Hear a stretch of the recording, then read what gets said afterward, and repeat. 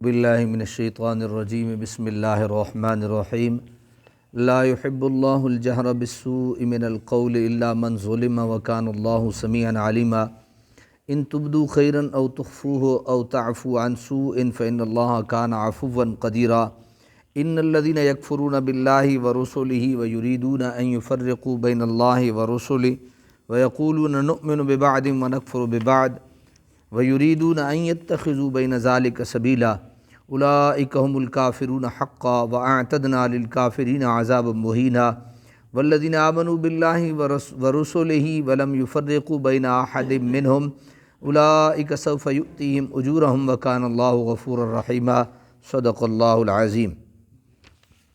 آیت نمبر 148 سے لے کر آیت نمبر 152 تک انشاءاللہ آج ہم سماعت کریں گے۔ اللہ کریم نے ارشاد فرمایا لا يحب اللہ الجہر بالسوء، کہ نہیں پسند کرتا اللہ تعالیٰ کہ برملا کہی جائے بری بات، برملا کہی جائے بری بات، یعنی بالسوء من القول، کوئی بری بات کہی جائے، الا من ظلم، مگر اس سے جس پر ظلم ہوا، مگر اس سے جس پر کیا ہوا؟ ظلم ہوا۔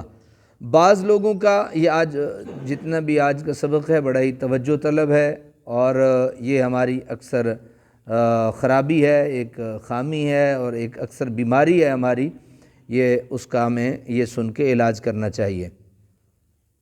بعض لوگوں کا مشغلہ ہی دوسروں کی عیب جوئی ہوتا ہے اور عیب تلاش کرنا، کسی کے حقیقی یا فرضی عیوب کو اچھالنے اور ان کی تشہیر کرنے میں انہیں خاص لطف آتا ہے، اور بعض منہ پھٹ ایسے ہوتے ہیں کہ چلتے چلتے کسی کی پگڑی اچھال دی، دو چار بے نکت سنا کر اپنی بڑائی کی تسکین کر لی۔ ایسے لوگ جس کی دل آزاری کا باعث بنتے ہیں اور باہمی محبت و پیار کو جتنا نقصان پہنچاتے ہیں، اس کا اندازہ ہر اس شخص کو اچھی طرح ہے جو اس قماش کے لوگوں سے جس کا واسطہ پڑا ہو۔ اسلام جو مسلمانوں کی سیسہ پلائی ہوئی دیوار کی طرح یکجاں دیکھنا چاہتا ہے، وہ ان یاوہ گوئیوں کو کب برداشت کر سکتا ہے؟ اس لیے اس آیت میں واضح ہدایت فرما دی کہ ایسی باتیں اللہ تعالیٰ کو پسند نہیں ہیں، ان سے باز آ جاؤ۔ کسی کے پس پشت غیبت، کسی کی منہ پر توہین اور ہت کی عزت، سب کی ممانعت کر دی گئی۔ ہاں، وہ شخص جس پر واقعی ظلم ہوا، اس کی حق تلفی کی گئی ہے، اسے رخصت ہے کہ وہ ظالم کے ظلم کا برملا اظہار کرے اور اپنی مظلومیت کی داستان بے دھڑک سنائے۔ سمجھ آ گئی؟ وکان اللہ سمیعا علیما، اور اللہ تعالیٰ خوب سننے والا اور خوب جاننے والا ہے۔ اللہ تعالیٰ کی ان صفات کا ظالم و مظلوم دونوں کو احساس دلایا جا رہا ہے۔ ظالم یہ نہ سمجھے کہ اس کے مظالم کا کسی کو علم ہی نہیں، یا دنیا کی کوئی طاقت اس کا کچھ بگاڑ نہیں سکتی، بلکہ اللہ تعالیٰ ظالم کے کرتوتوں سے واقف ہے، اور اگر دنیا کی کوئی عدالت اسے سزا نہیں دے سکتی تو اللہ تعالیٰ کی عدالت سے اسے سزا مل کر رہے گی، اور مظلوم کو تسلی دی جا رہی ہے کہ اگر کوئی دوسرا تمہاری داد رسی نہیں کرتا تو صبر کرو، اللہ تیرا فریاد رس ہے، تیری مظلومیت اور بے کسی کا اسے خوب علم ہے۔ آپ کو میں نے کئی بار عرض کیا کہ ایک بات ہو رہی ہوتی ہے، جب ختم ہوتی ہے تو ایک بڑے ہی خوبصورت پیرائے میں اللہ کریم اس کو فرمایا کہ کوئی برملا بری بات نہ کہو مگر وہ جس پر ظلم کیا گیا ہو وہ کر سکتا ہے، اور آخر میں بہت خوبصورت بات ارشاد فرما دی، فرمایا وَكَانَ اللَّهُ سَمِيعًا عَلِيمًا، اللہ خوب سننے والا بھی ہے اور خوب جاننے والا بھی ہے۔ اللہ کو پتہ ہے کون کیا کر رہا ہے، کون حق پہ ہے اور کون باطل پہ ہے، جھوٹ پہ ہے، کون سچ بول رہا ہے، کون ظالم ہے اور کون مظلوم ہے۔ اللہ تعالیٰ سب کی سنتا بھی ہے اور سب کی جانتا بھی ہے۔ ان تبدوا خیرا او تخفوہ، اگر تم ظاہر کرو کوئی نیکی یا پوشیدہ رکھو اسے، او تعفو عن سوء، یا درگزر کرو کسی کی برائی سے، فإن اللہ کان عفوا قدیرا، تو بے شک اللہ تعالیٰ درگزر فرمانے والا قدرت والا ہے۔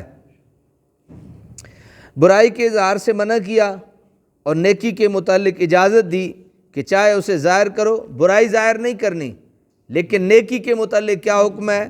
چاہے اسے ظاہر کرو یا پوشیدہ رکھو، آخر میں مظلوم کو فرمایا تمہارے لیے بہتر یہ ہے کہ تم بھی زیادتی کرنے والے انسان سے درگزر کرو۔ کوئی بات سمجھ گیا یا نہیں؟ یعنی بدلہ لے لینا کوئی بڑی بات نہیں، مزہ یہ ہے کوئی زیادتی کرے تو اسے بندہ معاف کر دے، یہ بہت بڑا عمل ہے اللہ کے ہاں۔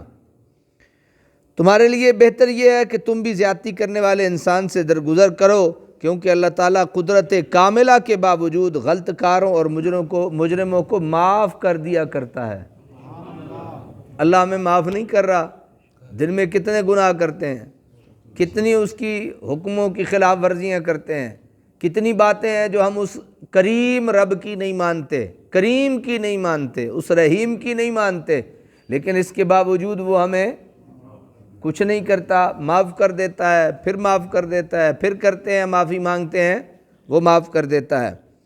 تو اللہ تعالیٰ کی اس اچھی عادت کو بھی اختیار کر لینا ایک بہت اچھا عمل ہے۔ تو بھی اگر اپنے آپ کو صفات الہی اور اخلاق ربانی سے متصف کرنے کے لیے یہ غصہ پی جائے تو تیرے لیے بہت مناسب ہے۔ پہلا حکم رخصت ہے اور عوام کے لیے ہے جن کی اخلاقی حالت اتنی بلند نہیں ہوتی کہ وہ اس وقت ضبط سے کام لے سکیں جبکہ جذبات مشتعل ہوتے ہیں، اور دوسرا حکم عزیمت ہے اور یہ خواص کے لیے ہے۔ یعنی اگر کوئی بندہ کسی کی تکلیف برداشت کرنے کے بعد اسے معاف کر دیتا ہے تو وہ اللہ کے یہاں خاص ہو جاتا ہے، وہ اللہ کے یہاں کیا ہو جاتا ہے؟ خاص ہو جاتا ہے، وہ عام نہیں رہتا۔ ان الذین یکفرون باللہ ورسلہ، بے شک جو لوگ کفر کرتے ہیں اللہ تعالیٰ اور اس کے رسولوں کے ساتھ، وَيُرِيدُونَ اور چاہتے ہیں أَن يُفَرِّقُوا کہ فرق کریں بین اللہ ورسلہ، اللہ اور اس کے رسولوں کے درمیان، وَيَقُولُونَ اور کہتے ہیں نُؤْمِنُ ہم ایمان لائے بِبَعْدٍ بعض رسولوں کا، وَنَكْفُرُ بِبَعْدٍ اور بعض رسولوں کا ہم کیا کرتے ہیں؟ کفر کرتے ہیں بعض کے ساتھ، وَيُرِيدُونَ اور چاہتے ہیں ان یتخذوا بین ذالک سبیلا کہ اختیار کر لیں کفر و ایمان کی درمیانی کوئی تیسری راہ، وَيُرِيدُونَ ان یتخذوا اور چاہتے ہیں کہ بنا لیں بین ذالک سبیلا اس کے درمیان والا راستہ۔ مشرکین و منافقین کی خصلتوں کے ذکر کے بعد اب کفار کا حال بیان کیا جا رہا ہے۔ کفار کی بھی کئی قسمیں ہیں، ایک وہ جو اللہ کو مانتے ہیں لیکن نبوت و رسالت کے قائل نہیں، ایک وہ جو بعض انبیاء کی نبوت کو مانتے ہیں اور بعض کی رسالت کا انکار کرتے ہیں، مثلا یہودی کہ حضرت موسیٰ علیہ السلام کو مانتے تھے لیکن حضرت مسیح اور خاتم الانبیاء محمد الرسول اللہ صلی اللہ علیہ وسلم کی رسالت کا اقرار نہیں کرتے۔ اسی طرح عیسائی، ان سب کے متعلق فرما دیا کہ وہ پکے کافر ہیں۔ وہ کیا ہیں؟ پکے کافر ہیں۔ اب یہ امر غور طلب ہے کہ جو اللہ تعالیٰ پر ایمان رکھتا ہے اور انبیاء کے ساتھ کفر کرتا ہے اسے پکا کافر کیوں کہا گیا؟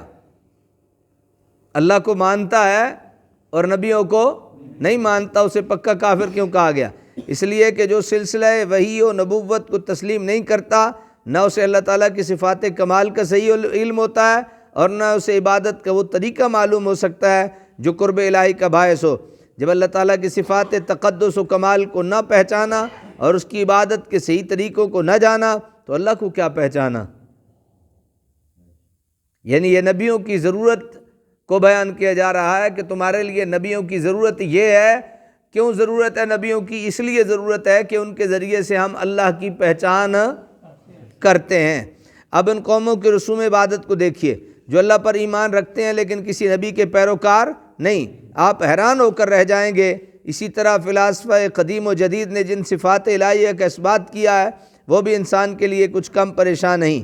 اسی طرح وہ لوگ جو بعض انبیاء کی نبوت کو تسلیم کرتے ہیں اور جن دلائل و براہین اور معجزات کی وجہ سے انہوں نے ان بعض کی نبوت کا اقرار کیا، اب جب ان سے بھی محکم تر دلائل و براہین اور روشن تر معجزات ایک دوسری ہستی میں پائے جاتے ہیں تو وہ اس کی نبوت کو کیوں نہیں مانتے، کیوں ایمان نہیں لاتے؟ ان کا یہ ایمان نہ لانا پہلے انبیاء کے انکار کے مترادف ہے، یعنی ان کا نبی پاک محمد رسول اللہ کو نہ ماننا ان کا اپنے نبیوں کو انکار کرنے کے مترادف ہے کہ انہوں نے اپنے نبیوں کا کیا کیا ہے؟ اب دیکھیں عیسائی ہیں تو حضرت عیسیٰ علیہ نبینا علیہ الصلوۃ والتسلیم نے کیا بشارت دی وَمُبَشِّرًا بِرَسُولٍ يَأْتِي مِن بَعْدِ اسْمُهُ احمد، کہ میرے بعد نبی آئے گا اس کا نام کیا ہوگا؟ احمد ہوگا۔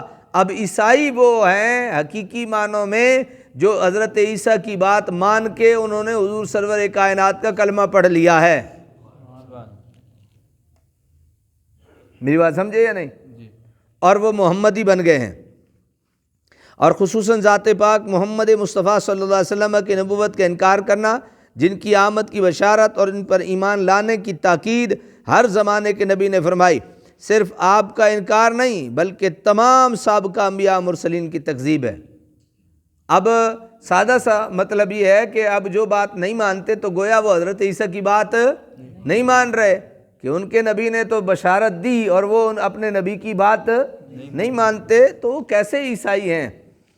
اسی طرح دیگر انبیاء نے بھی میرے آقا کی آمد کی کیا دی ہیں؟ بشارتیں دی ہیں، اور جو سارے چھوڑ کے تو میرے مصطفیٰ کا کلمہ پڑھ گئے، وہ تو حقیقت میں اپنے ان نبیوں پہ ہم کیا وجہ ہے؟